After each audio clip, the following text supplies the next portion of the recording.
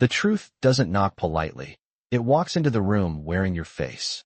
The ballroom at the Whitmore Grand was bathed in gold light, crystal chandeliers scattering reflections across polished marble floors, while a string quartet played something soft and expensive near the stage.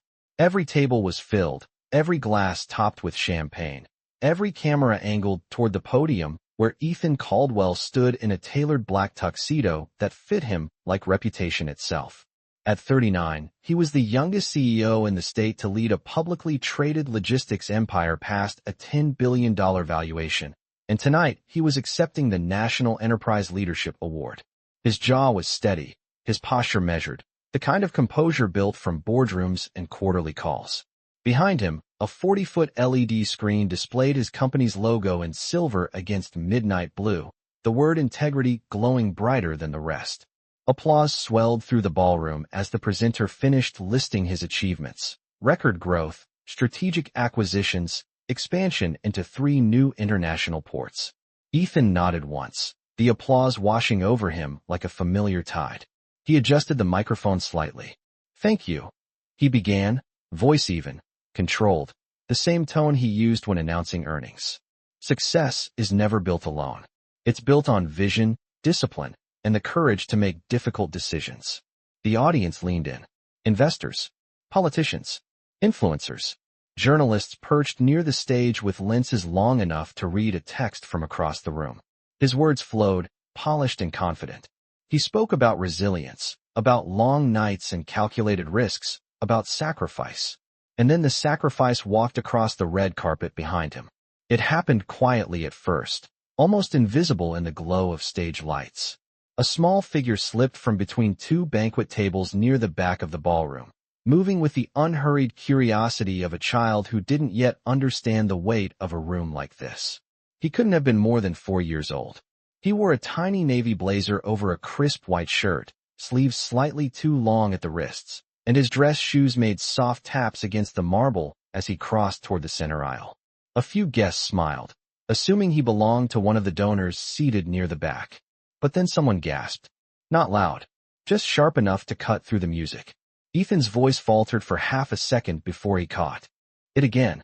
"And when you build something that matters," he continued, unaware that the air in the ballroom had shifted. The child stopped near the foot of the stage, looking up at the enormous screen where Ethan's face was magnified 40 times larger than life. The boy tilted his head slightly. The resemblance was not subtle. It was precise. The same steel-gray eyes, the same defined chin, the same dimple that appeared when he pressed his lips together in thought. A murmur rippled through the nearest tables, then another. One of the reporters lowered her camera, blinking twice as if she needed to recalibrate her vision. Ethan sensed the change before he understood it. Applause had quieted too soon. Conversations had stopped entirely. He glanced down from the stage, and the world narrowed to a single point at the edge of the red carpet. The boy looked directly at him. Calm, curious, unafraid. The room felt smaller suddenly, like the walls had drawn in 2 feet on every side. Ethan's throat tightened in a way he hadn't experienced in years. He had seen childhood photos of himself in framed silver edges at his mother's house in Connecticut. He had memorized that face. And now it was standing 10 feet away from him in a ballroom filled with 300 witnesses.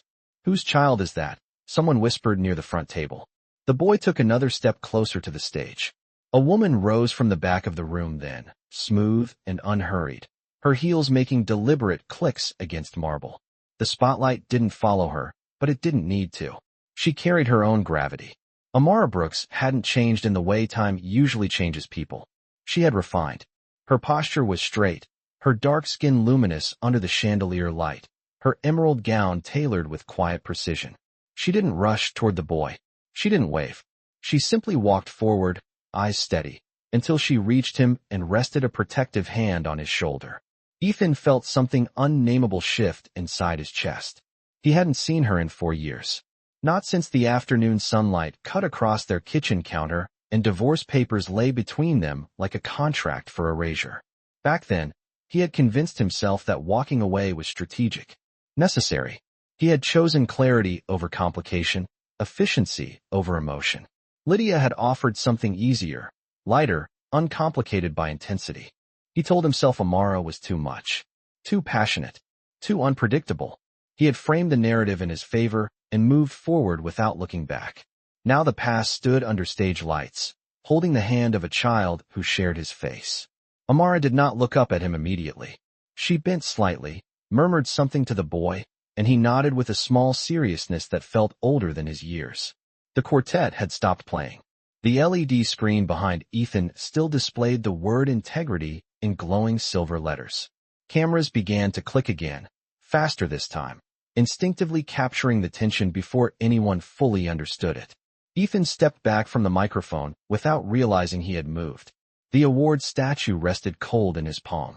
"Ethan," the presenter whispered near him, confusion threading through her voice. "Do you know them?" He couldn't answer, because the answer was written in bone structure and eye color and the exact curve of a small mouth, trying not to smile. Amara finally lifted her gaze. It wasn't anger that met him. It wasn't triumph either. It was steadiness, the kind that comes from carrying something alone for a very long time. She didn't speak. She didn't need to. The room had already begun assembling its own conclusions. Ethan's pulse pounded in his ears louder than the applause ever had. 4 years earlier, 3 days after he signed those papers and walked out of their condo overlooking Lakeshore Drive, Amara had sat on a cold bathroom floor holding a pregnancy test that changed color in her trembling hand. He didn't know that. He had been in a penthouse suite in New York closing a merger while she whispered to herself that revenge was easy but protection was stronger. He didn't know about the doctor's appointment she attended alone. He didn't know about the ultrasound where a rapid heartbeat filled a quiet room. He didn't know she had moved to a smaller apartment in a different part of the city where rent was modest and no one recognized her last name. He didn't know she had rebuilt her life without announcing it. And he certainly didn't know that the boy standing beneath the stage lights now carried his DNA and her silence. The child looked up at him again, squinting slightly as if studying a familiar shape he couldn't quite place. Ethan's breath slowed. Against his will, the word courage echoed in his mind from his own speech just seconds ago. Courage to make difficult decisions. The irony was sharp but invisible. Amara's hand remained steady on the boy's shoulder. She didn't step closer. She didn't accuse. She allowed the resemblance to do the talking. Around them, whispers thickened into something heavier. Investors leaned toward one another. Phones hovered discreetly at chest height. Integrity glowed brighter behind him than it ever had before.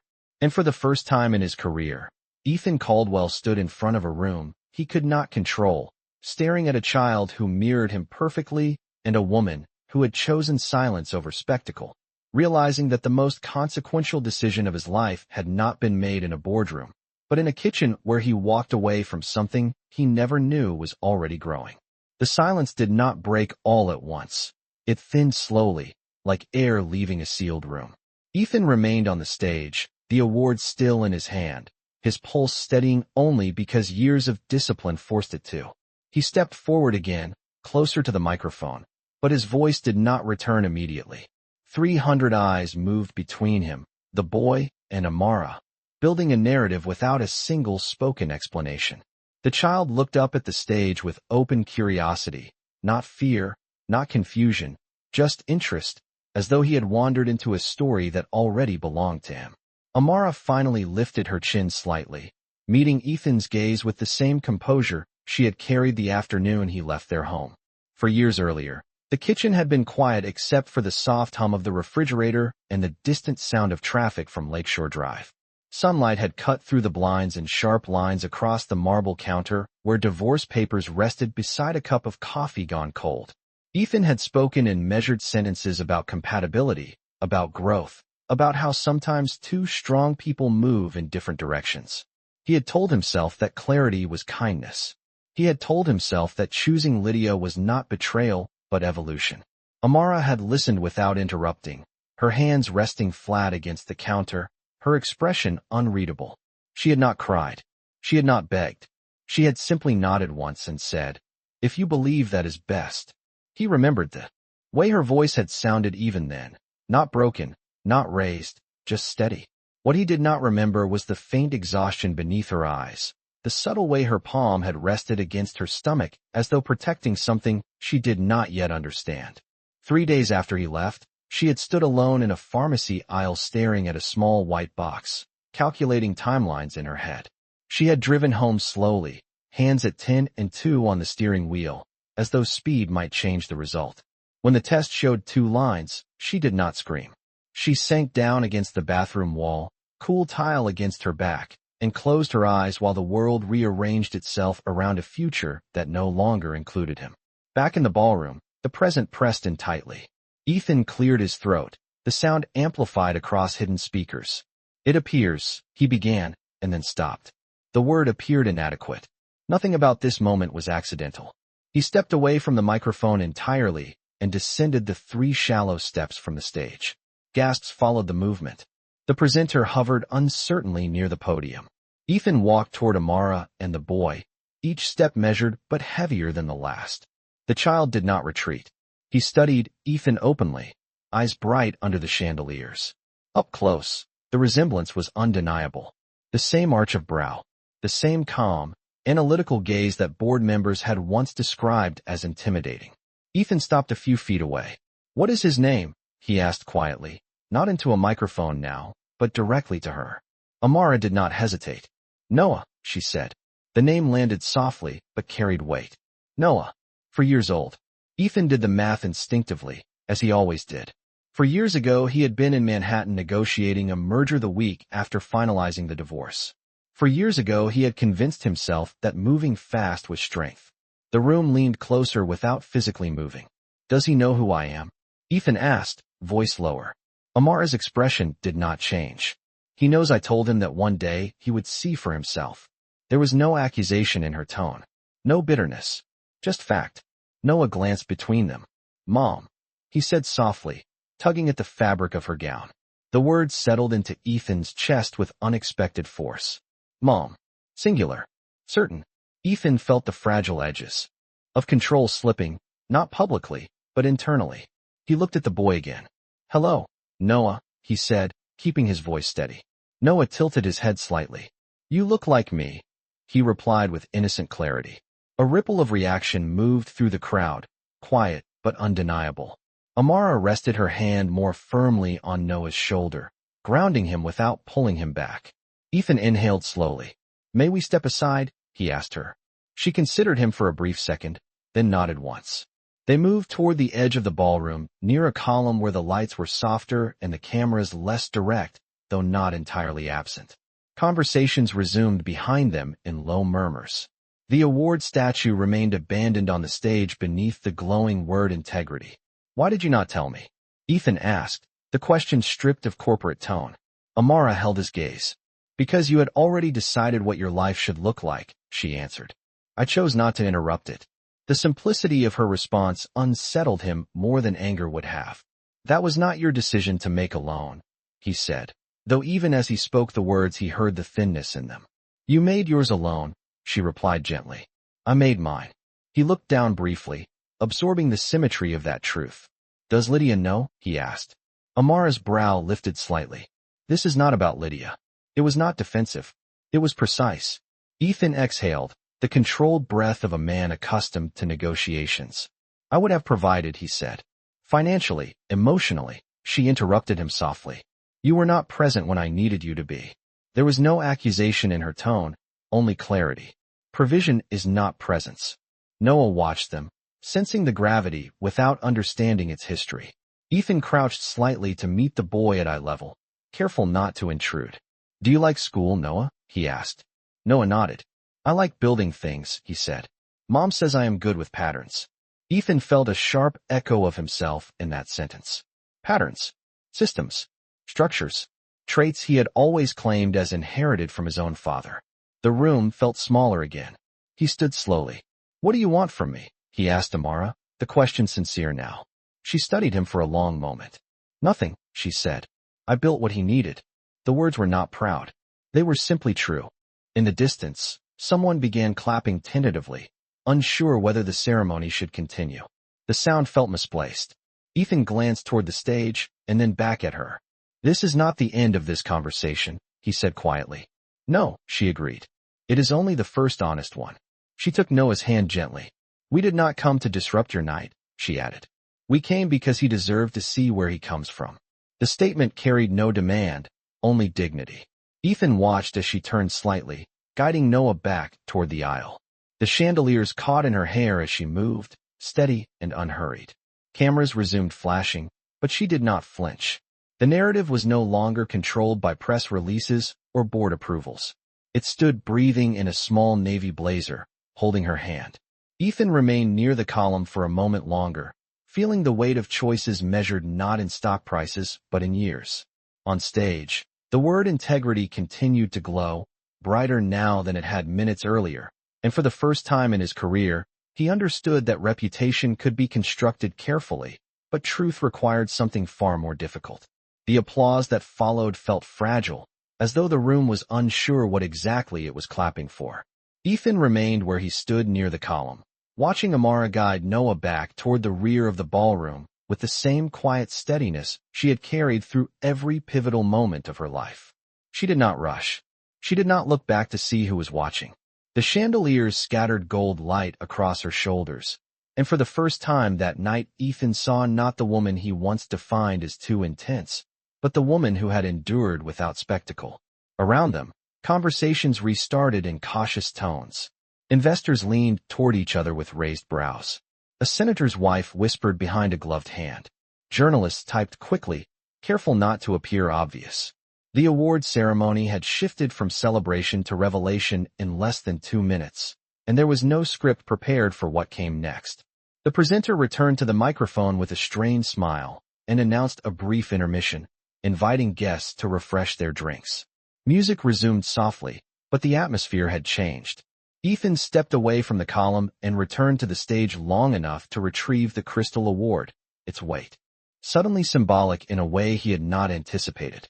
The word engraved across its base seemed almost ironic now. He handed it to his assistant, who stood pale and silent near the curtain. "Cancel the press interviews," he said quietly. His assistant nodded, already scrolling through her phone.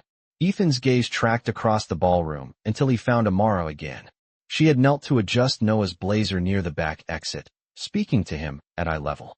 Noah listened attentively, as though she had always prepared him for rooms like this. Ethan walked toward them slowly, aware of the cameras that followed but choosing not to react. He stopped at a respectful distance. "May I speak with you both outside?" he asked. Amara studied him for a moment, then looked down at Noah.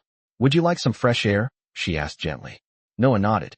Together they moved toward the terrace doors, the cool night air visible beyond the glass. When they stepped outside, the noise of the ballroom softened into a distant hum. The city skyline stretched before them, Chicago lights flickering against Lake Michigan like scattered stars. The air carried a crisp edge, just below 60 degrees, enough to remind them that summer was ending.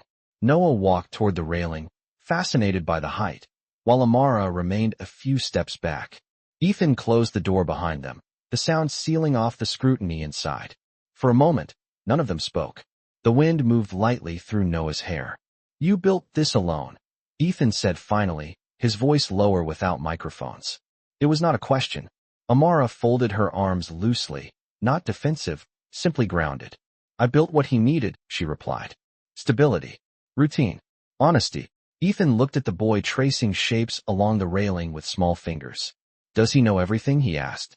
"He knows that families look different," she answered. "He knows he was wanted." The emphasis was gentle but deliberate. Ethan absorbed the word. Wanted. It was not a financial metric. It was not a strategy. It was presence. "You should have given me the chance to choose differently," he said, though the statement carried less conviction than before. Amara's gaze did not waver. "You already chose," she said softly. "I respected that."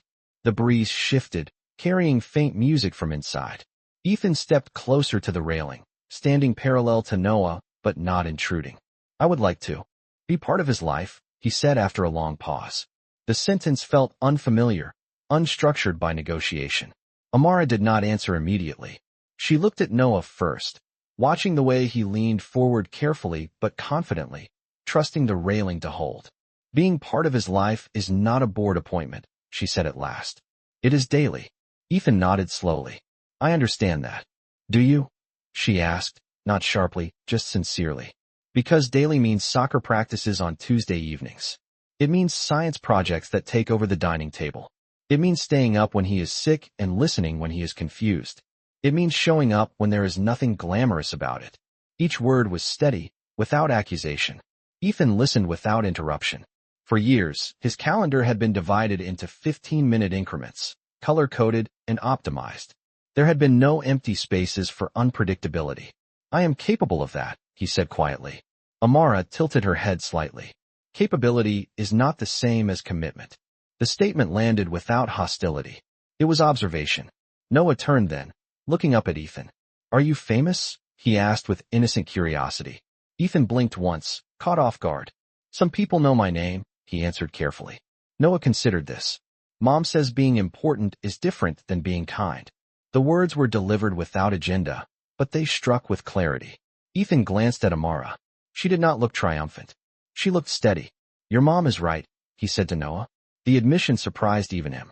Noah nodded as if confirming something in his own mind, then returned to studying the skyline. The wind tugged gently at Amara's gown. Why tonight? Ethan asked quietly. Why bring him here? Amara looked out over the water before answering. Because you built your life in public, she said, and he deserved to see it for himself. She paused, then added, I did not want him to grow up thinking he was hidden. Ethan felt a tightening in his chest that had nothing to do with the wind. Hidden. The word carried weight heavier than any market loss. I never intended to erase you, he said. Amara's eyes softened slightly, though not with sentiment. Intent does not erase impact, she replied. The truth of it settled between them, not as accusation but as reality. Inside the ballroom, laughter resumed cautiously, the event trying to recover its original purpose. Out here, the night remained honest. Ethan exhaled slowly. I cannot undo 4 years, he said. But I do not want to lose the next 14. Amara studied him carefully, measuring not the words but the tone beneath them. She had known him when ambition was his only compass. She knew how he sounded when negotiating, when persuading, when winning. This tone was different. It carried uncertainty. If you are serious, she said after a moment, then you will start slowly. Not with lawyers. Not with headlines. With consistency. Ethan nodded. Tell me what that looks like. She considered. It looks like meeting him for breakfast on Saturday morning at 8 o'clock. No cameras. No assistants. Just you and him. The simplicity of the condition felt more intimidating than any board vote. I will be there, he said. Amara did not smile, but she did not doubt him either. Then we begin there, she replied. Noah turned back toward them, cheeks flushed from the breeze. Can we go back inside? He asked. I am hungry. Ethan felt an unexpected laugh rise in his chest, light and unforced. There is plenty of food in there, he said. Noah grinned. Amara rested her hand gently on his shoulder again. Together they moved toward the door. As Ethan reached for the handle, he paused briefly, looking at the city beyond the terrace. The skyline that once represented conquest now felt like backdrop. What mattered stood beside him in a navy blazer, waiting for a simple answer to a simple request. Ethan opened the door, and the three of them stepped back into the ballroom, not as spectacle this time, but as the beginning of something far more difficult and far more real. When they stepped back into the ballroom, the music adjusted itself as if trying to pretend nothing had shifted, but the room knew better. Conversations lowered when Ethan entered beside Amara and Noah, not walking ahead of them this time, not reclaiming the stage, simply moving at the same pace. The chandeliers still cast their golden glow, the champagne still sparkled in tall glasses, but the narrative had changed shape. A few board members approached cautiously, offering restrained smiles and careful congratulations. Ethan acknowledged them with polite nods, yet his attention remained attuned to the small hand wrapped securely in Amara's. Noah's eyes moved across the room with fascination rather than intimidation. He paused near a dessert table arranged with miniature cheesecakes and chocolate truffles lined in precise rows. May I have one? He asked, looking up at Amara first. She smiled softly. One, she answered. Ethan watched the exchange closely. There was structure there, warmth without indulgence. Noah selected a small vanilla tart and held it carefully with both hands, concentrating so that the filling would not spill. The simplicity of the moment grounded something inside Ethan that boardrooms never had. Lydia appeared then, emerging from a cluster of guests near the center of the ballroom. Her posture was poised, her expression carefully composed, but there was tension in the set of her jaw. She approached with measured steps, stopping a few feet away from the trio. "Ethan," she said quietly, not sharp, but not unaware. Her gaze flicked briefly toward Noah, then to Amara. Amara met her eyes without hostility. She did not step back. She did not stake claim. She simply stood. Lydia inhaled once, as though recalibrating her expectations for the evening. "I was not aware we were expecting additional guests," she said, the words polite but layered. Ethan responded before Amara could. "Neither was I," he said honestly.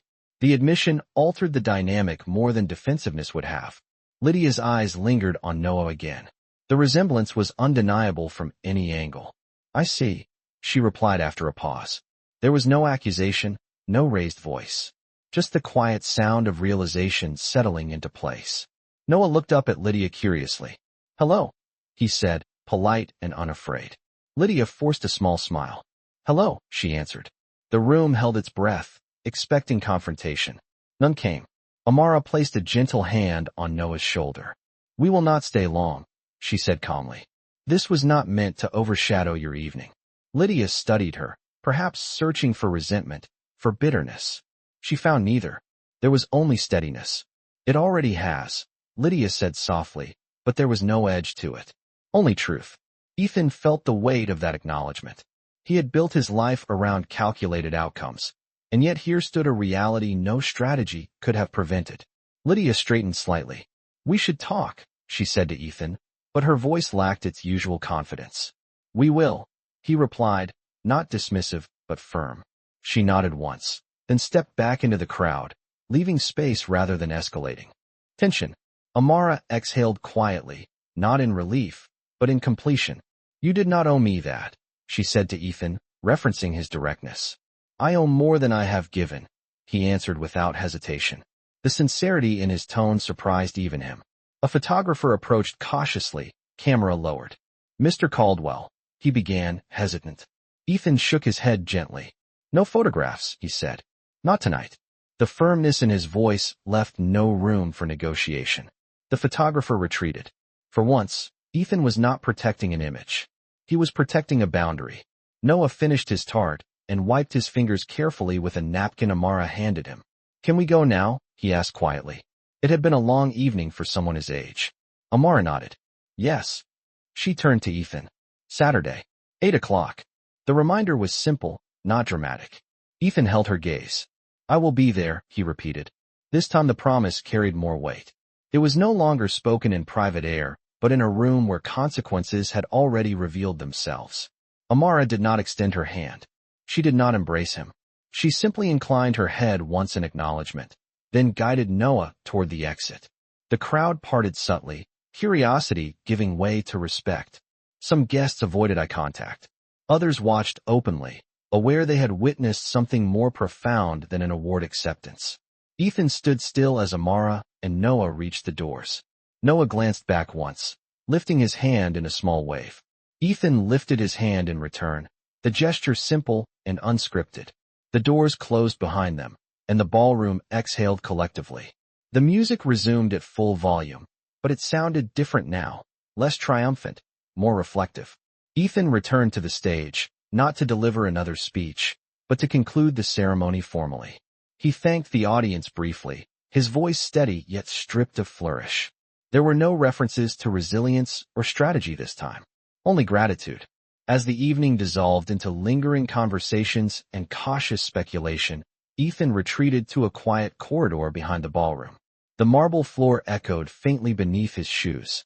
He loosened his bow tie, not in frustration, but in release. His assistant approached with a tablet in hand. "The media is requesting statements," she said carefully. Ethan considered for a moment, then shook his head. "There will be no statement tonight," he replied. "This is personal." The word felt foreign on his tongue, yet correct.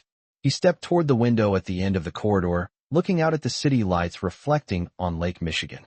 For years earlier, he had stood on a balcony in Manhattan believing he had simplified his life. He had mistaken absence for clarity.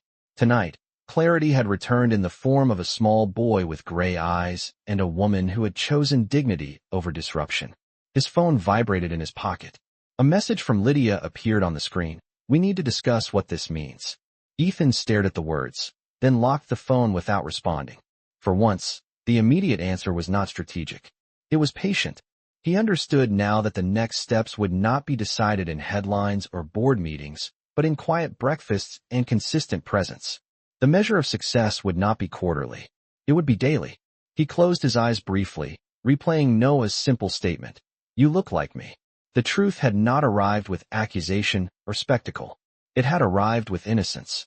Ethan straightened his jacket and walked back toward the ballroom, not as a man defending reputation, but as a father preparing to earn a role he had not known existed. The night had begun as a celebration of empire. It ended as the beginning of accountability. And somewhere beyond the city lights, a small apartment held a child who would wake the next morning expecting nothing extraordinary, only breakfast at 8 on Saturday, and a promise that would now test whether Ethan Caldwell understood the difference between importance and kindness. Saturday morning arrived without headlines. The city felt ordinary again, sunlight slipping between buildings and settling across quiet sidewalks still damp from overnight rain.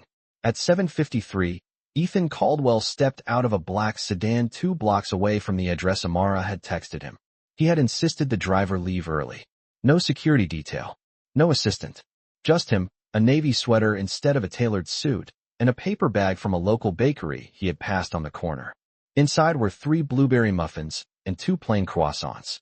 He had stood in line like everyone else, unsure whether that mattered, but aware that something in him needed the simplicity of it. He checked his watch. 7:57. He walked the remaining distance alone, hands steady but unfamiliar. With the absence of agenda, the building was modest, brick exterior, 3 stories, small balconies with potted plants. Not temporary, not desperate. Lived in. He climbed the steps and pressed the buzzer marked Brooks. The door clicked open almost immediately. When he reached the second floor, Amara was already standing in the doorway. She wore soft gray lounge pants and a white sweater, her hair pulled back loosely. There was no makeup, no event lighting, no chandelier glow. Just morning. You are early, she observed calmly. I did not want to be late, he replied. She studied him for a moment, then stepped aside. Come in. The apartment smelled faintly of coffee and something sweet. It was not large, but it was organized with intention. A bookshelf lined one wall, filled with children's stories and business strategy titles arranged side by side. A small wooden table near the window held a stack of construction paper and colored pencils. In the corner of the living room sat a plastic bin of building blocks carefully sorted by color. Noah was seated cross-legged on the floor, assembling a tower with focused concentration. He looked up when he heard the door close. You came, he said simply. Ethan felt something tighten and soften at the same time. I said I would, he answered. Noah nodded, as if confirming a hypothesis. Mom says showing up is important. Ethan glanced briefly at Amara. She did not smile in triumph. She simply poured coffee into 2 mugs and set one on the counter. Would you like some? She asked. Yes, thank you, he replied. He placed the bakery bag on the table. I brought breakfast. Noah stood quickly and peered inside. Blueberry, he announced with satisfaction. Good choice, Amara said quietly, though her eyes flicked to Ethan for half a second in acknowledgement. They sat at the small table together. The space forced proximity, elbows nearly touching. Noah ate his muffin carefully, occasionally brushing crumbs onto his plate with exaggerated seriousness. Ethan listened as Noah described a science project about magnets and patterns. They push away or pull together, Noah explained, demonstrating with his hands. Depends how they face each other. Ethan nodded slowly. That sounds like something adults could learn from too, he said. Noah frowned thoughtfully, not fully understanding but intrigued by the idea. Amara watched the exchange without interference. After breakfast, Noah retrieved a soccer ball from near the door. Can we go outside? He asked. Amara looked at Ethan. The park is 3 blocks down, she said. He likes the east field. It is quieter. Ethan stood. Then we will go to the east field. The statement was not performative. It was logistical. They walked together down the sidewalk, the late summer sun warm but not harsh. Ethan carried the soccer ball under one arm while Noah skipped slightly ahead, then circled back, then moved ahead again. Amara followed at a measured pace. When they reached the park, Noah ran toward the grass immediately, placing the ball carefully on a faded white line. "You stand there," he instructed Ethan with authority beyond his years. Ethan obeyed without question. They began passing the ball back and forth, first gently, then with growing confidence. Noah laughed when Ethan missed a pass by an inch. "You have to watch my feet," Noah said. "I do," Ethan replied, adjusting his stance. The rhythm built slowly. Pass. Receive. Return. The simplicity of it stripped away pretense. There were no cameras, no applause, no strategic angles. Just a father learning the cadence of a child's movement. After 20 minutes, Noah dropped onto the grass, breathing heavily but smiling. Ethan sat beside him, not concerned about grass stains on his sweater. Amara remained near the edge of the field, observing without hovering. "Are you going to come every Saturday?" Noah asked suddenly, staring up at the sky. Ethan hesitated only long enough to consider the weight of certainty. "Yes," he said. "Every Saturday." Noah accepted the answer without skepticism. Children measured truth in repetition, not rhetoric. Amara approached then, shading her eyes from the sun. "It is almost time," she said gently. "He has a reading session at 10. Ethan stood, brushing grass from his hands. "May I take him next week?" he asked carefully. Amara considered, not emotionally, but practically. "If you are here at 8, she replied. "No later." "I will be here," he said again. The words were beginning to form a pattern of their own. As they walked back toward the apartment, Noah reached for Ethan's hand without ceremony. Ethan felt the small fingers wrap around his own, light but certain. The gesture did not demand ownership. It acknowledged connection. At the building entrance, Noah turned. "You are different here," he said thoughtfully. Ethan looked down. "Different how?" "Quieter," Noah answered. "Not like on the big screen." Ethan nodded slowly. "That is probably a good thing." Amara unlocked the door. Before stepping inside, she paused. "Consistency," she reminded him softly. "Not intensity." He understood the distinction now. Intensity built empires. Consistency built trust.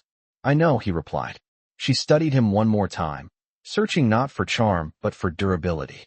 Satisfied for now, she inclined her head slightly. Next Saturday. The door closed gently behind her and Noah. Ethan remained on the sidewalk for a moment, the late morning sun steady on his shoulders. There were no headlines waiting for this scene. No applause. Only the quiet awareness that something far more demanding than ambition had begun. He walked back toward the corner where the sedan waited, but he did not check his phone. For the first time in years, the most important appointment on his calendar did not involve investors or expansion. It involved an 8 o'clock breakfast, a soccer ball on the East Field, and a small boy who believed that showing up was what made someone truly important. The second Saturday did not feel ceremonial. It felt expected. At 7:58, Ethan stood at the same brick entrance with 2 cups of hot chocolate balanced carefully in a cardboard tray, the early autumn air cooler now, just above 50 degrees. Leaves had begun collecting along the curb in small amber piles, and the sky carried that pale gray tint that hinted at rain later in the afternoon. He did not check his watch this time. He already knew he was on time. The buzzer clicked, and when the apartment door opened, Noah was the one who greeted him first. "You remembered," Noah said, as if testing a pattern that had not yet fully formed. "I remember important things," Ethan replied, kneeling slightly to meet his eyes. Noah accepted the hot chocolate with both hands, careful and precise. "Mom says I cannot spill it," he added with seriousness. "Then we will not spill it," Ethan answered. Amara stood a few steps behind, observing without interruption. There was no tension in her posture, only watchfulness. "He has a reading session at 10 again," she reminded gently. "But before that, he wants to show you something." Noah tugged Ethan toward the living room, where a large sheet of poster board lay spread across the floor. It was covered in drawn shapes and lines arranged in deliberate sequences. "It is a city," Noah explained, "with roads and bridges." Ethan crouched beside him. "You designed this?" he asked. Noah nodded proudly. "Mom helped me measure." Ethan glanced at Amara. She gave a small nod, not seeking credit. "The roads connect here," Noah continued, tracing a line with his finger. "So traffic does not get stuck." Ethan felt a quiet shift inside him. He had spent years analyzing infrastructure models and optimizing supply chains. And here was a child instinctively understanding flow and structure. "That is very smart," he said sincerely. Noah's shoulders straightened slightly. Validation mattered at this age, but so did tone. They spent nearly an hour adjusting the drawn roads, adding imaginary parks and train lines.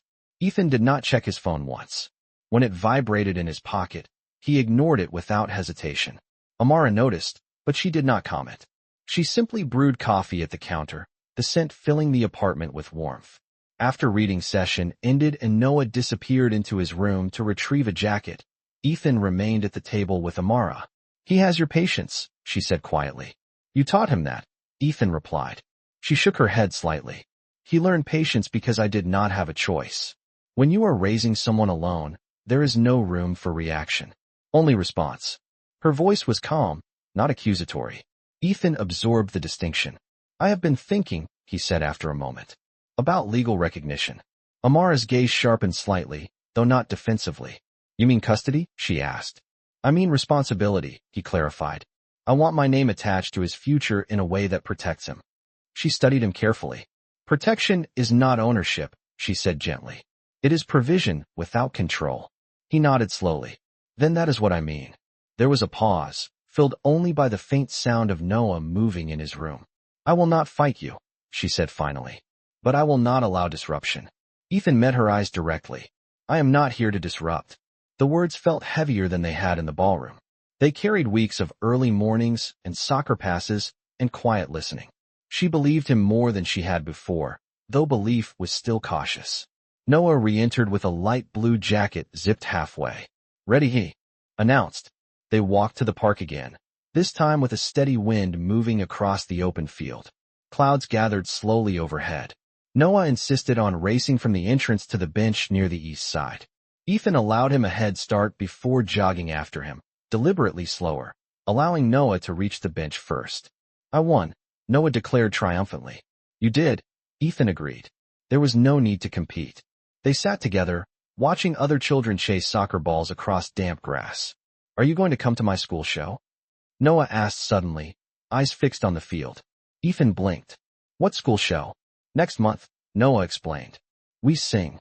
Ethan felt the weight of the question settle carefully. "If you want me there, I will be there," he said. Noah turned toward him. "Even if you are busy?" The simplicity of that condition carried more gravity than any board demand. "Especially if I am busy," Ethan replied quietly. Noah nodded, satisfied. Trust at this stage was built in increments, not declarations. Later that afternoon, rain began falling lightly, thin lines against the gray sky. They walked back toward the apartment under a shared umbrella Amara had brought. The three of them fit beneath it awkwardly but effectively, shoulders brushing unintentionally. It was not intimate. It was practical. At the doorway, Ethan paused. "There is something else," he said. Amara looked at him steadily. "Lydia and I have ended things." He spoke the sentence without drama, just fact. Amara did not react immediately. "Because of Noah?" she asked. "Because I realized I was building something that did not match who I needed to become," he answered honestly. There was no bitterness in his tone, no blame, just clarity. Amara absorbed that quietly. "That is your choice," she said. "Not mine." "I know," he replied, "but I wanted you to hear it from me." She nodded once, acknowledging the respect in that decision. Noah opened the door and ran inside, shaking rain from his jacket like a small animal. Ethan lingered in the hallway for a brief second longer. "I am not asking for anything beyond time," he said softly. "Time is earned," she replied. "And so far, you are on schedule." There was the faintest hint of warmth in her eyes now, not romantic, not nostalgic, but appreciative of consistency. Ethan stepped back into the hallway and descended the stairs. Slowly, outside, the rain continued, light but steady, tapping rhythmically against parked cars and sidewalks. He walked without hurry toward the corner, feeling the quiet shift inside himself solidify into something durable. He had spent years believing that decisive moments defined a man. Now he understood that repetition did. Every Saturday at 8. Every school show. Every small promise kept without audience. Up in the second-floor apartment, Noah pressed his face briefly against the window, watching Ethan walk away. "He came again," he said to Amara with simple certainty. She stood beside him, hands resting lightly on his shoulders. "Yes," she replied. "He did." And for the first time since that night under chandelier light, The word integrity no longer belonged to a stage or a screen. It belonged to a pattern quietly forming, one early morning at a time. October settled fully over the city, and with it came the kind of mornings that carried a thin silver mist above the sidewalks. The trees along Noah's street had shifted from green to deep rust and gold, leaves scattering across the pavement like quiet confetti. By now, 8 o'clock on Saturday no longer felt like an experiment. It felt like structure. Ethan arrived with a small thermos of apple cider and a folded flyer in his coat pocket, his movements unhurried, his presence expected. When the door opened, Noah did not test him with surprise anymore. He simply stepped aside and said, "You are right on time." There was pride in the statement, as if punctuality belonged to both of them now. Amara stood near the kitchen counter reviewing a calendar pinned to the wall. It was marked in careful handwriting: reading sessions, school show rehearsal, dentist appointment, library day. Ethan noticed that Saturdays now carried a small note in blue ink: Dad. The word was not large. It did not dominate the page, but it was consistent. "We have rehearsal today," Noah announced, pulling on a light jacket. "The show is in 3 weeks." Ethan nodded. "Then I should learn the song." Noah laughed. "You cannot sing it. It is for first grade only." Ethan placed a hand over his chest in exaggerated offense. "I will try to survive." Amara observed the exchange quietly, her gaze softer than it had been weeks ago. Trust had not been declared. It had been accumulated. They walked together toward the elementary school 3 blocks away, the brick building modest but sturdy, a flag moving lightly in the autumn breeze above the entrance. Children's drawings decorated the windows, bright paper pumpkins taped carefully at uneven angles. Inside, the hallway smelled faintly of crayons and floor polish. Ethan felt a strange mixture of humility and grounding as he signed the visitor log at the front desk. No one here recognized him as a chief executive officer. He was simply a parent attending rehearsal. In the auditorium, small folding chairs were arranged in neat rows. Noah joined a cluster of children near the stage, their voices rising unevenly as a music teacher guided them through a cheerful melody about seasons changing and leaves falling. Ethan sat beside Amara near the back, listening. Noah's voice was not the loudest, but it was steady. He followed the rhythm carefully, glancing occasionally toward the audience as if verifying that someone was watching. Ethan raised his hand in a small wave each time their eyes met. The gesture was simple, but Noah's posture straightened slightly with each acknowledgement. After rehearsal, children scattered toward the playground. Noah ran ahead to the swings, pumping his legs enthusiastically. Ethan stood near the edge of the blacktop, hands in his coat pockets, watching. "He looks for you now," Amara said quietly beside him. "In a good way?" Ethan asked. She nodded, in a way that suggests expectation rather than doubt. The distinction mattered. He exhaled slowly. "I do not want to disappoint him." "Then do not," she replied. The answer was uncomplicated.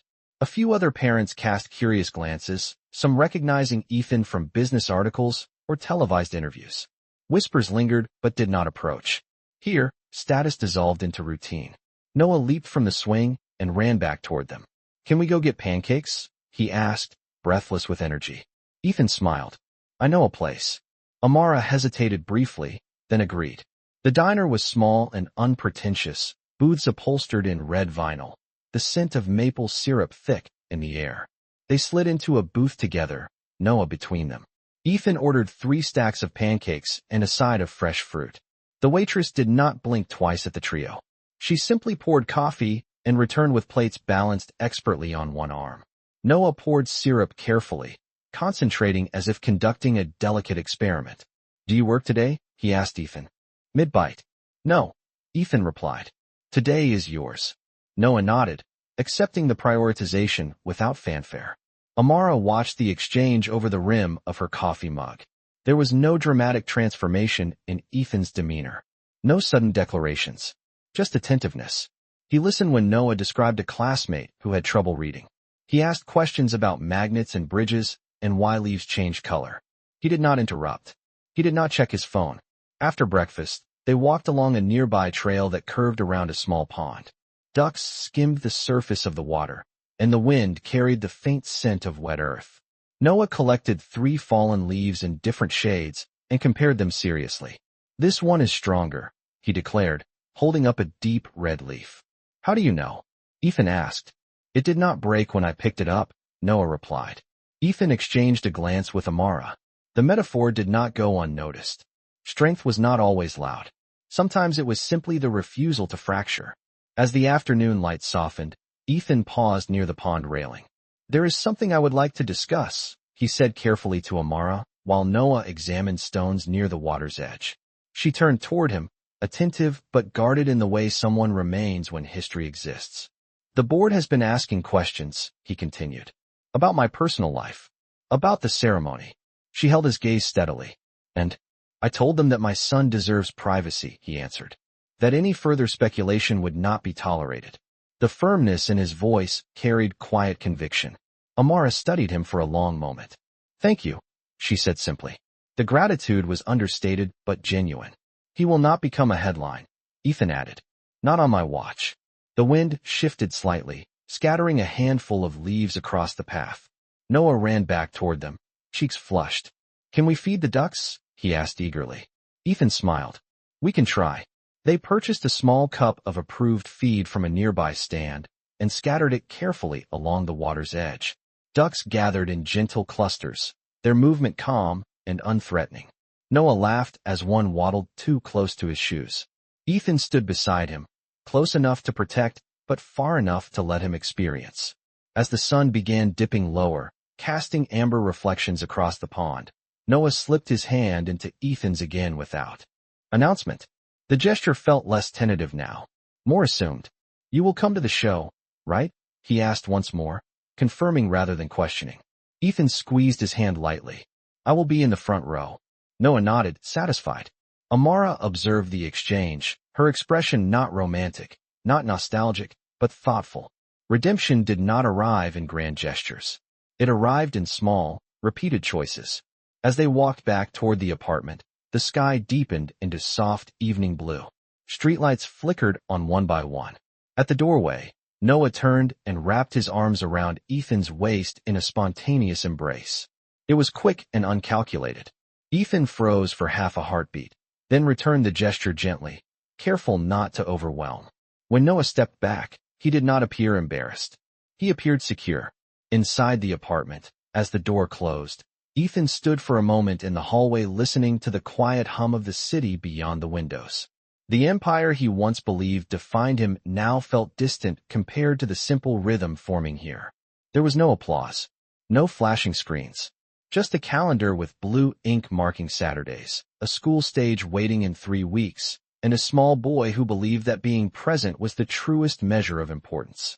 And for the first time in years, Ethan understood that growth did not require expansion.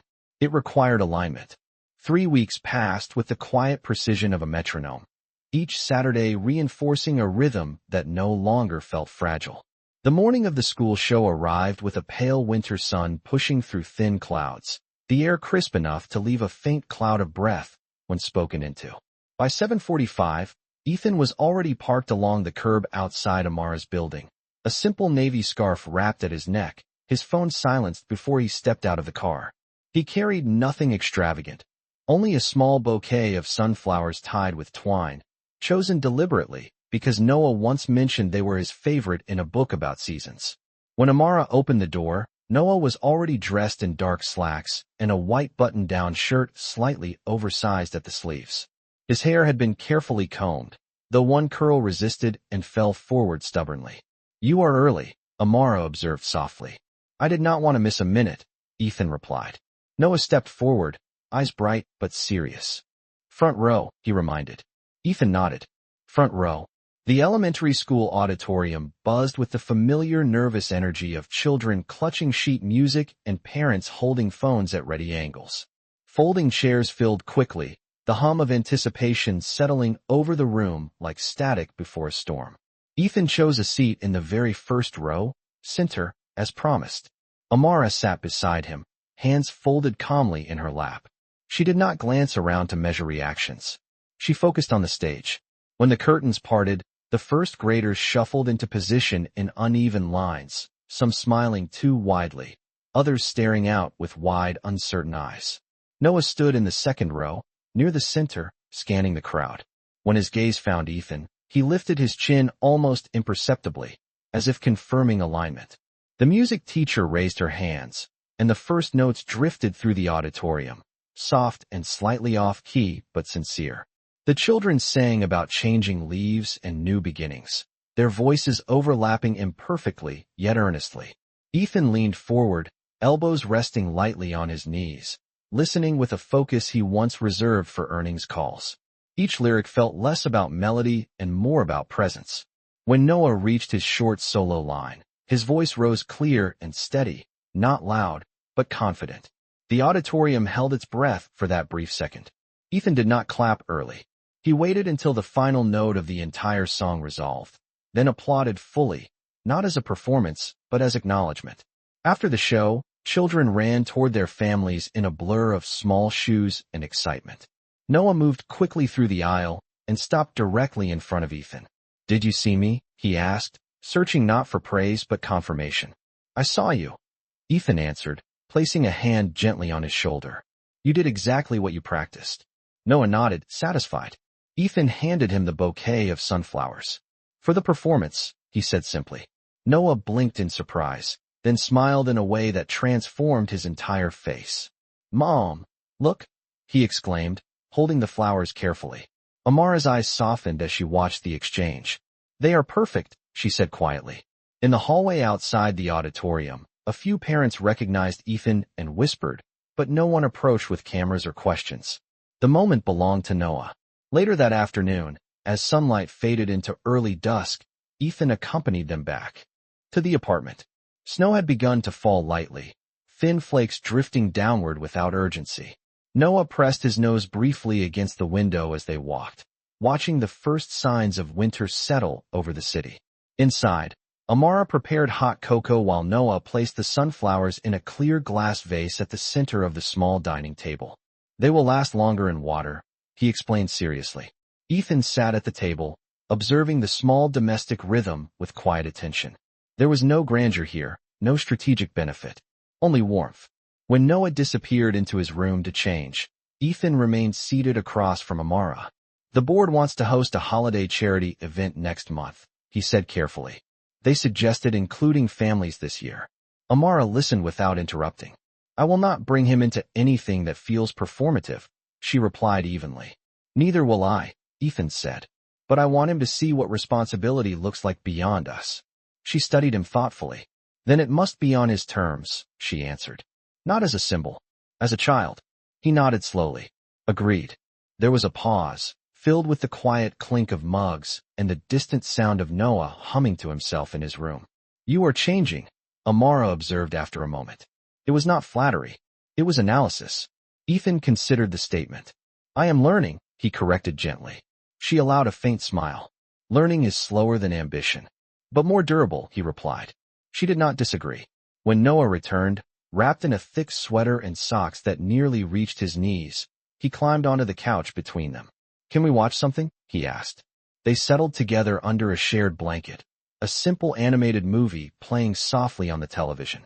Ethan felt the small weight of Noah leaning against his arm, not as a test, but as habit forming.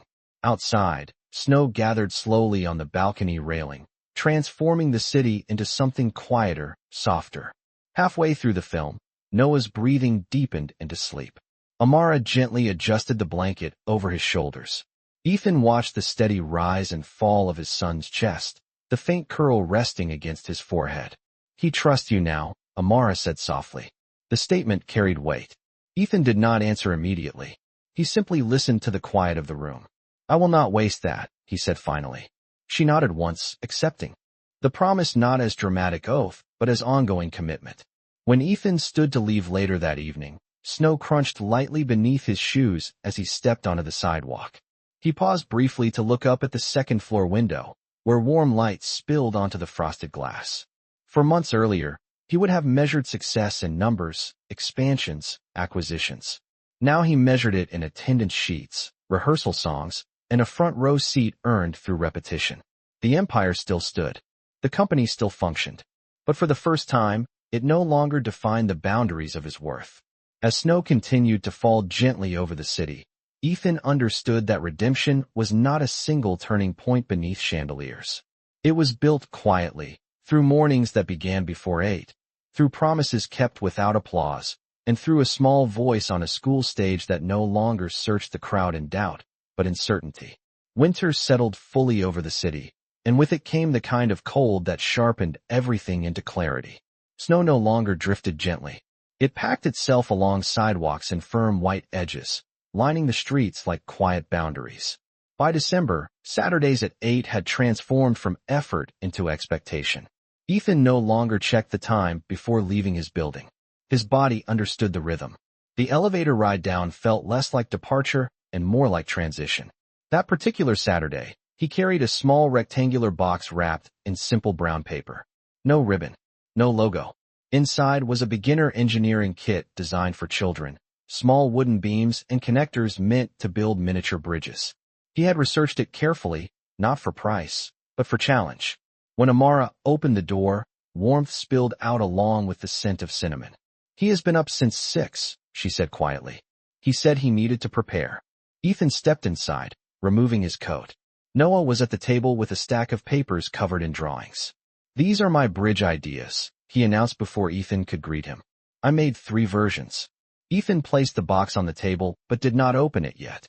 "Walk me through them," he said, sitting down as though entering a formal meeting. Noah adjusted his papers with exaggerated seriousness.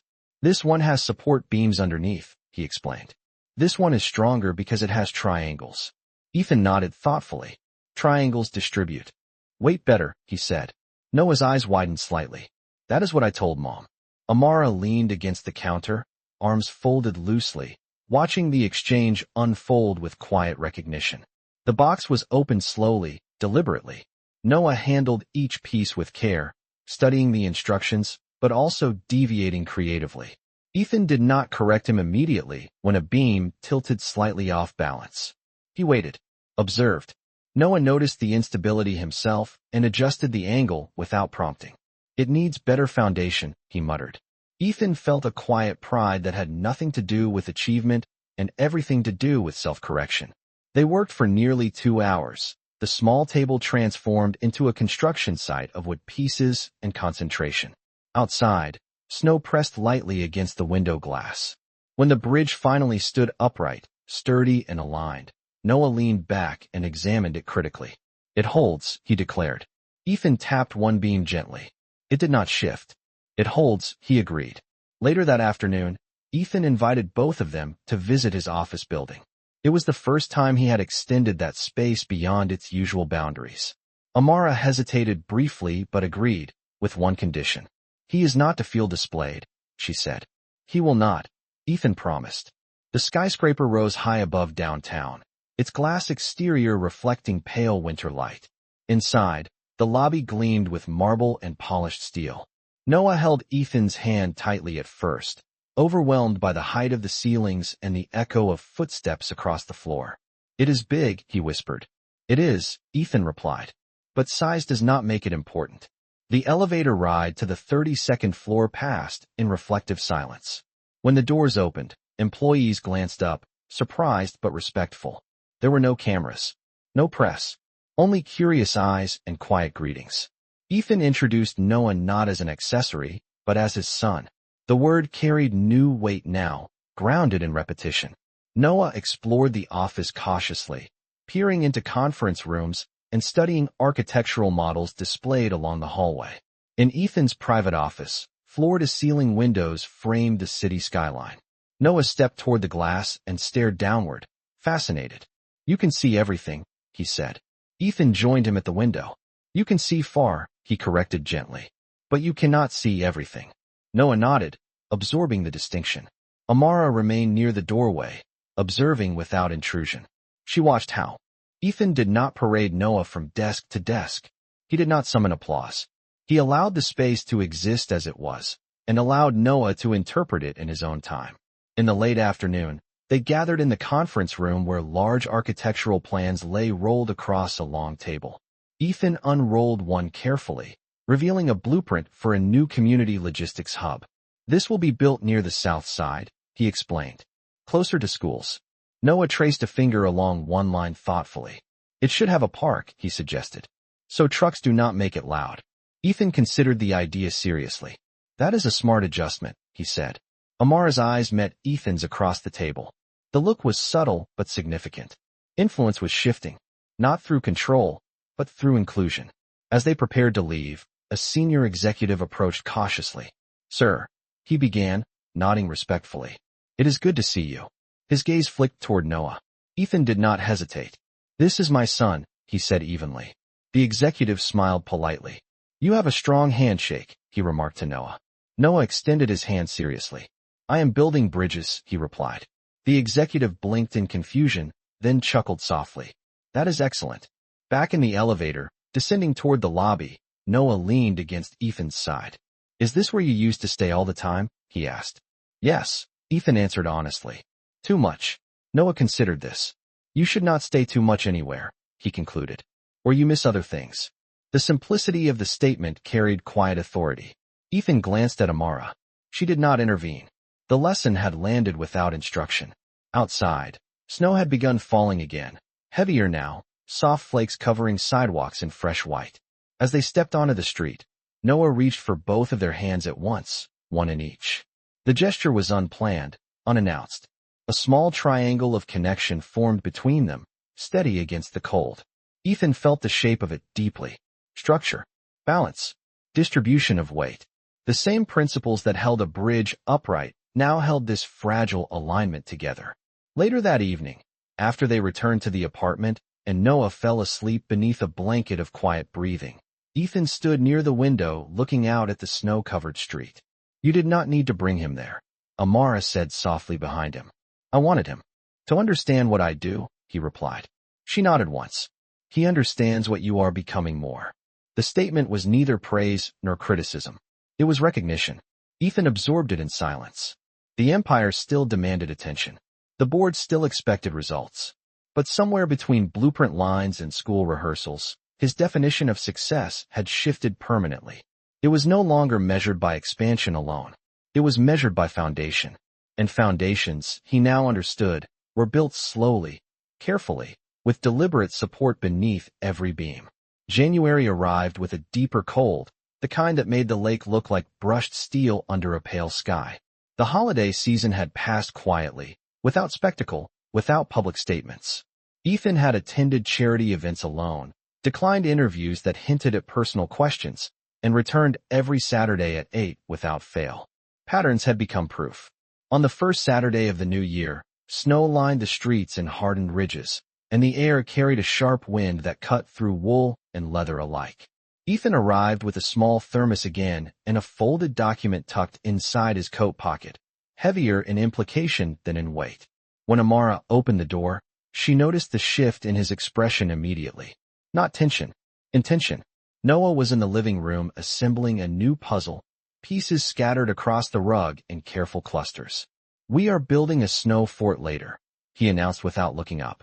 If the wind allows it. Ethan smiled. Then we should dress appropriately. He removed his coat and handed the thermos to Amara before turning back toward her with quiet seriousness. There is something I would like us to discuss, he said. She studied his face, recognizing that tone. Not in front of him, she replied calmly. Ethan nodded. They stepped into the kitchen while Noah continued sorting pieces, humming softly to himself. The apartment felt warm, insulated from the harshness outside. Ethan removed the folded document from his coat. I spoke with an attorney, he began, his voice steady. Not to take anything. To formalize responsibility. Amara's gaze sharpened slightly, but did not harden. Explain, she said. He placed the paper gently on the counter, but did not push it toward her. I want joint legal custody, he said clearly. Not to alter his home. Not to change his routine. But to ensure that if anything happens to either of us, his future is protected legally and financially without question. The air between them remained calm, but dense with meaning. Amara did not reach for the paper. She looked at him instead. And what does that look like in practice? She asked. It looks like shared decision-making in education and health, he replied. It looks like trust formalized, not assumed. She absorbed that in silence. Outside the window, wind swept snow from one rooftop to another. You understand that signing something does not create commitment, she said softly. It reflects it. He nodded. That is why I waited. She held his gaze for a long moment, searching not for ambition, not for control, but for steadiness. I will review it, she said finally. With my own counsel. Of course, he answered without hesitation. There was no defensiveness in him now, only clarity. They returned to the living room where Noah was struggling to fit two puzzle pieces together. Ethan knelt beside him without being asked. Sometimes you need to rotate it, he suggested gently. Noah adjusted the piece slightly and pressed it into place. It fit. See, Noah said proudly. It just needed alignment. Ethan exchanged a brief glance with Amara. Alignment. The word lingered. Later, bundled in thick coats and gloves, they walked to the small park to build the promised snow fort. The wind had calmed slightly, leaving the snow pliable and bright under winter light. Noah scooped snow carefully, packing it into rounded shapes, while Ethan reinforced the base with deliberate structure. Amara stood nearby at first, observing, then eventually joined them, pressing snow into place with steady hands. It needs an entrance here, Noah instructed, pointing decisively. Ethan adjusted the wall accordingly. There was no argument. No need for dominance. The fort rose slowly, imperfect but solid. When it was finished, Noah crawled inside and peered out through the small opening. It holds, he declared with satisfaction. Ethan sat back on his heels, breath visible in the cold air. It holds, he echoed. The phrase had followed them from wooden bridges to snow walls, from paper drawings to legal documents. Foundations mattered. As twilight approached, painting the snow in soft lavender hues, Noah ran ahead toward the apartment building, energized by cold and accomplishment. Ethan slowed his pace slightly, allowing Amara to walk beside him. I am not trying to rewrite the past, he said quietly. No, she replied. You are trying to participate in the future. The distinction was precise. Yes, he said. She glanced at him thoughtfully. There was a time when I believed I had to protect him from you, she admitted, her voice even. Not because you were unkind, but because you were absent. He accepted the truth without resistance. You were right, he said. The admission carried no ego. And now, he asked gently. She considered the question carefully. Now I believe you are learning to stay, she answered. The statement was not romantic. It was measured, but it carried weight.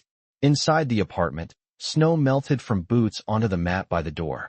Noah collapsed onto the couch, cheeks flushed, hair damp from melted flakes. We built it strong, he said, eyes half closed with fatigue. Ethan sat beside him, placing a hand lightly on his back. Strong things require care, he replied softly. Noah nodded sleepily. We will check it tomorrow, he murmured. After Noah drifted into a brief nap, Ethan stood near the window again, watching evening settle over the city. The skyline remained tall, the corporate towers lit against the darkening sky. But the measure of his worth no longer rose and fell with their height. Amara approached quietly, holding the folded document in her hand. She had not read it yet, but she understood its intention. This, she said gently, lifting the paper slightly, is not about control. No, he agreed. It is about continuity. She studied him for a final moment before placing the document back on the counter. Then we will move forward carefully, she said. Not quickly, not impulsively, carefully. Ethan nodded. Outside, the snow fort stood under the fading light, shaped by 3 sets of hands, reinforced by shared effort. It was not perfect. It would likely melt before the week ended. But for now it held. And inside a modest apartment warmed by cinnamon and quiet breath, something stronger than ambition continued to take form, built not in spectacle, but in steady presence. By late February, the snow fort had melted into memory, leaving behind damp grass and the first hints of thaw beneath the city's gray sky. The air no longer cut sharply against the skin, but carried a softer chill that suggested change rather than endurance. Inside the apartment, the calendar on the wall had shifted forward another page. Blue ink still marking Saturdays with quiet consistency. The document Ethan had presented weeks earlier had been reviewed, revised, and discussed across a kitchen table rather than a courtroom. There had been no raised voices, no dramatic ultimatums. Only deliberate conversation. On a Tuesday evening, as streetlights flickered on outside, Ethan sat across from Amara with 2 copies of the finalized agreement resting between them. Noah was in his room finishing a homework worksheet about community helpers, unaware of the significance unfolding beyond his door. "This does not change his home," Amara said calmly, one hand resting lightly on the paper. "It does not change his routine. It only formalizes what is already happening," Ethan replied. "Shared responsibility. Shared protection." She studied his face carefully, searching for ambition disguised as benevolence. She found none. "Then we sign," she said. There was no ceremony to it. No witnesses beyond the quiet hum of the refrigerator and the distant sound of Noah humming a tune from school. They signed their names in steady strokes, not as adversaries, not as lovers, but as two adults aligning for the sake of something greater than pride. When it was done, Ethan did not exhale in triumph. He simply nodded once, acknowledging the weight of permanence. "He will know," Amara said softly, "that this was chosen, not forced." Ethan folded his copy carefully. "That matters." Later that week, a parent-teacher conference brought them both to the elementary school on a Thursday afternoon. The sky hung low with clouds threatening rain, and the hallways smelled faintly of pencil shavings and dry erase markers. They sat side by side in small chairs across from Noah's teacher, knees nearly touching under a child-sized desk. "He is thoughtful," the teacher said warmly. "He asks questions that go beyond the lesson." Ethan glanced at Amara briefly. That curiosity had always been there. "He also notices when other students are struggling," the teacher added. "He tries to help." Amara's eyes softened slightly. Compassion had been learned in quiet rooms, in absence turned into strength. "We are proud of him," Ethan said simply. The teacher nodded, unaware of the layered journey behind that shared pronoun. After the conference, they found Noah waiting near the entrance, backpack slung over one shoulder.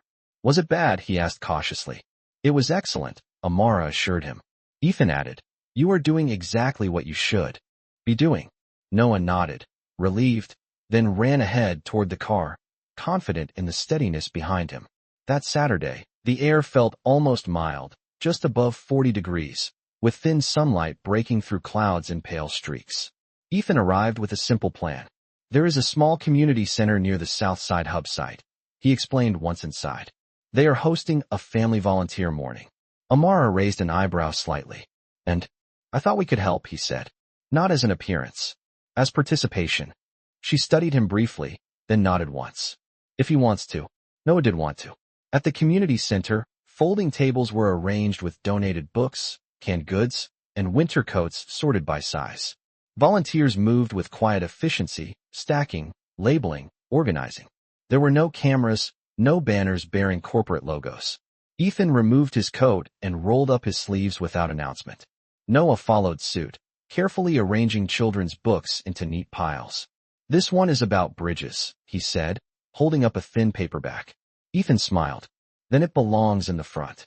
Amara worked at a nearby table, folding coats and speaking softly with other volunteers. There was no spotlight here, only shared effort. At one point, Noah struggled to lift a heavy box of canned goods. Ethan stepped beside him but did not take it over completely. "We carry it together," he suggested. They lifted in unison, adjusting their grip until the weight felt balanced. The lesson was quiet but clear. Later, as they stepped back outside into late morning light, Noah looked up at both of them. "Why do we help?" he asked. Amara answered first. "Because we can," Ethan added gently. "And because we were helped, even if we did not see it at the time."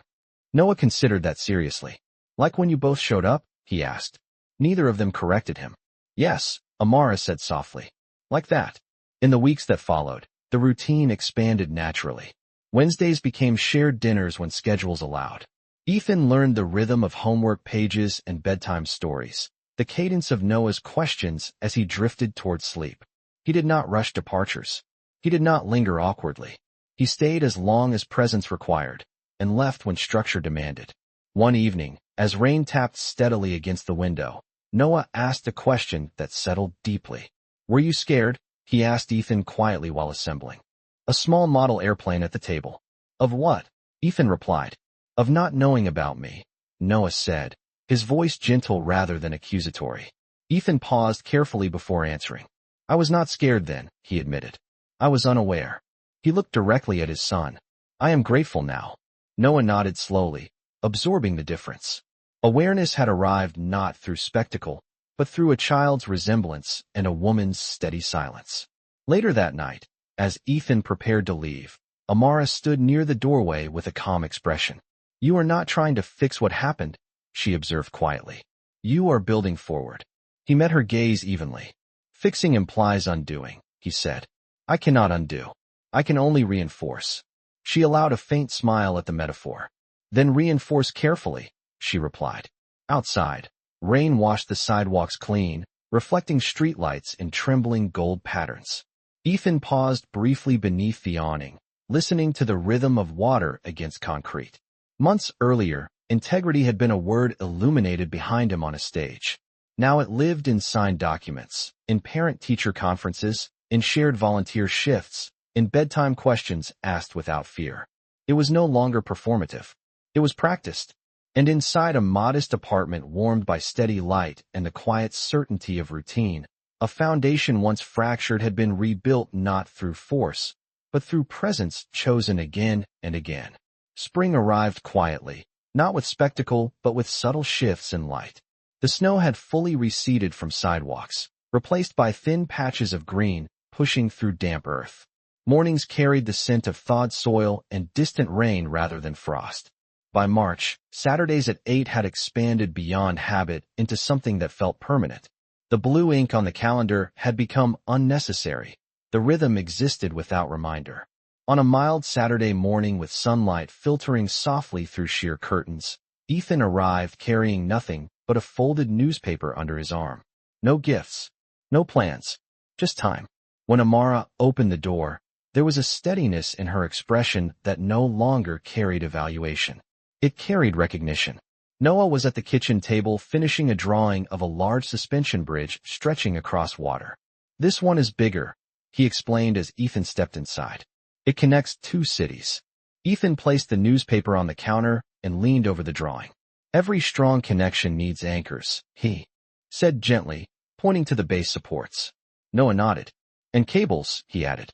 "Lots of cables." Amara poured coffee quietly, listening without interrupting. After breakfast, they walked to the nearby park where early buds had begun forming on tree branches. Children rode bicycles along the paved path, their laughter carried lightly by the breeze. Noah ran ahead, balancing carefully along the edge of a low stone wall. Ethan followed close enough to catch him if needed, but far enough to allow independence. That balance had become instinctive. As they reached the open field, Ethan slowed slightly beside Amara. "The Southside Hub project is moving forward," he said quietly. "Construction begins next month." She glanced at him thoughtfully. "You incorporated the park?" "Yes," he replied. "And a community room for after-school programs." She studied his face, measuring intention. "He will see that," she said softly. That his voice mattered. Ethan nodded. "It already has." They stood side by side, watching Noah crouch to examine a line of ants moving across the grass with intense curiosity. "He asked me something last night," Amara said after a moment. "What?" "He asked if families can be built twice." The question lingered between them, delicate but powerful. Ethan exhaled slowly. "What did you tell him?" he asked. "I told him that families are not built once or twice," she replied. "They are built every day." He absorbed that quietly. There was no dramatic confession here, no romantic resurgence. There was partnership, steady and intentional. Later that afternoon, they attended a small community meeting about the upcoming logistics hub. Folding chairs filled a modest recreation hall. Neighbors gathered to ask questions and voice concerns. Nodded with satisfaction. "Good," he said. "It should be for everyone." Outside the recreation hall, sunlight dipped lower, casting long shadows across the pavement. Amara walked a few steps ahead, hands in the pockets of her light coat. Ethan caught up beside her. "There is something I need to say," he began, his voice steady but unguarded. She stopped walking and turned to face him. The breeze moved gently through her hair. "You do not owe me apology for what you have already acknowledged," she said calmly. "This is not apology," he replied. "It is gratitude." Her expression shifted slightly, attentive but composed. "For what?" "For not choosing bitterness," he answered. "For allowing me to grow into this role instead of closing the door." She held his gaze evenly. "I did not do it for you," she said softly. "I did it for him." "I know," he said. And that is exactly why it matters.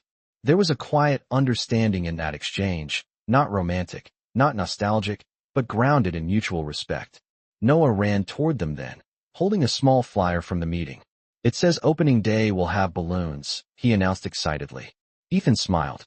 "Then we will be there." "All of us," Noah clarified. Amara glanced at Ethan briefly. "All of us," she confirmed. As evening approached, they returned to the apartment where warm light filled the rooms. Noah placed his bridge drawing carefully on the refrigerator with a magnet shaped like a star. Ethan watched the simple ritual with appreciation. Symbols did not need to be grand to hold meaning. When it was time for Ethan to leave, Noah hugged him without hesitation, arms wrapping confidently around his waist. "See you Wednesday," Noah said. It was no longer limited to Saturdays. The routine had expanded naturally, without force. "See you Wednesday," Ethan echoed. At the doorway, Amara paused. "He no longer asks if you will come," she observed quietly. "He assumes you will." Ethan felt the weight of that trust settle firmly within him. "Then I will continue to earn that assumption," he said. She nodded once, accepting the statement not as promise alone, but as pattern. Outside, the sky shifted into deep blue, stars beginning to appear faintly above the city skyline. Months earlier, everything had changed under chandelier light and public scrutiny. Now change unfolded in quiet evenings and community halls, in shared custody papers, and construction plans shaped by a child's suggestion. Integrity no longer glowed behind a podium. It lived in repetition, in presence, in bridges that connected rather than divided. And as Ethan walked down the sidewalk beneath the soft glow of streetlights, he understood that the strongest structures were not built from steel and glass alone, but from the steady decision to stay. Opening day arrived beneath a sky so clear it felt intentional, a soft blue stretching wide above the south side, where months of planning had turned into something tangible. The new community logistics hub stood completed, its steel beams rising clean and deliberate, but what drew the largest crowd was not the building itself. It was the park beside it. Fresh grass rolled out in neat green lines, young trees supported by wooden stakes, and at the center, a playground framed by bright swings and a small climbing structure shaped like a bridge. Balloons moved gently in the late spring breeze, tied to simple white posts along the walkway. Families gathered with children tugging at their hands, curious and eager. Ethan stood near the edge of the crowd, not on the stage prepared with a modest podium, but slightly off to the side, scanning the entrance until he saw them. Amara walked forward with calm confidence, sunlight catching the subtle gold in her earrings. Noah walked between them, wearing a light blue shirt and dark jeans, his hair neatly brushed but already lifting in the wind. When he saw the playground, his steps quickened. "That is it," he said, pointing with unmistakable pride. "That is the park." Ethan crouched slightly beside him. "You helped design part of it," he said quietly. Noah straightened his shoulders. "The swings are placed away from the trucks," he observed seriously. "So it is not loud." "Exactly," Ethan replied. There was no announcement of that contribution on the stage. No plaque bearing his name. The impact existed without inscription. The ceremony began with brief remarks from local officials, words about growth and opportunity echoing lightly through portable speakers. Ethan eventually stepped to the podium, not with the commanding cadence he once used beneath chandeliers, but with measured clarity. He spoke about community, about listening before building, about responsibility extending beyond profit margins. He did not mention redemption. He did not mention regret. He spoke about alignment. Strong structures require strong foundations, he said, his gaze drifting briefly toward Noah in the front row. And foundations are built by showing up, consistently. The applause that followed was warm but unassuming. When the ribbon was cut, children surged gently toward the playground, laughter rising into the air. Noah ran toward the swings, pausing only to look back and ensure both of them were watching. They were. Amara stood beside Ethan, hands loosely folded. "He will remember this day," she said softly. "Not because of the building," Ethan replied, "but because we were here." She nodded once. The wind shifted slightly, carrying the scent of fresh mulch and cut grass. Later, as the crowd thinned and the balloons began to sag gently in the afternoon heat, Noah approached them with flushed cheeks and bright eyes. "It holds," he declared, echoing a phrase that had followed them from wooden models to snow forts to real steel beams. Ethan smiled fully, the expression no longer restrained by caution. It holds, he agreed. That evening, back at the apartment, sunlight poured through open windows, warmer now as summer approached. Noah sat at the table sketching another bridge, this one larger, spanning what he described as 2 entire countries. Amara prepared dinner, while Ethan reviewed the drawing with careful attention. You added extra cables, he observed. For more support, Noah explained. In case of storms. Ethan glanced toward the window where the sky glowed in soft, orange light. Storms would come. Markets would shift. Challenges would arise. But foundations reinforced deliberately could endure them. After dinner, as dusk settled gently across the neighborhood, they stepped onto the small balcony together. The city hummed softly below, streetlights flickering on in steady sequence. Noah leaned against the railing between them, looking outward at the skyline in the distance. Is that your building? He asked, pointing toward the faint outline of glass towers far away. One of them, Ethan answered. Noah considered that. It is big, he said. But this is good too. He gestured toward the modest buildings around them, the tree-lined street, the quiet hum of evening. Yes, Ethan replied. This is good too. Amara watched the exchange without interruption. She had once stood alone in a bathroom holding a quiet truth, choosing dignity over spectacle. She had once watched a man walk away without knowing he was leaving more than a marriage. Now she stood not as someone rescued, not as someone vindicated publicly, but as someone whose steadiness had reshaped the direction of an empire. The transformation had not required confrontation. It had required silence with purpose. Families are built every day, Noah said suddenly, repeating words he had once asked about. Ethan and Amara exchanged a brief glance. They are, Amara affirmed. Noah nodded, satisfied with the answer. As night deepened, Ethan prepared to leave, though the distance between departure and return no longer felt uncertain. At the doorway, Noah wrapped his arms around him once more, firm and confident. See you Wednesday, he said easily. See you Wednesday, Ethan replied. Amara walked him to the hallway. For a moment, they stood facing one another, not as strangers bound by history, but as partners aligned by choice. You understand now, she said quietly. It was not a question. Yes, he answered. That success without presence is hollow. She studied him one last time, measuring not words but patterns. The pattern held. She inclined her head slightly. Then keep building, she said. Outside, the summer air felt lighter, warmer against his skin. Ethan paused on the sidewalk, looking up at the faint stars beginning to emerge above the city lights. Months earlier, everything had shifted in a ballroom filled with cameras and silent judgment. The truth had walked into that room in a navy blazer, carrying no accusation, only resemblance. What followed had not been spectacle. It had been structure. Saturday mornings at 8. Parent-teacher conferences. Signed papers. Volunteer tables. Playground swings positioned thoughtfully away from noise. Redemption had not arrived in apology alone. It had been constructed in repetition, reinforced by humility, anchored by a woman who refused bitterness and a child who demanded presence.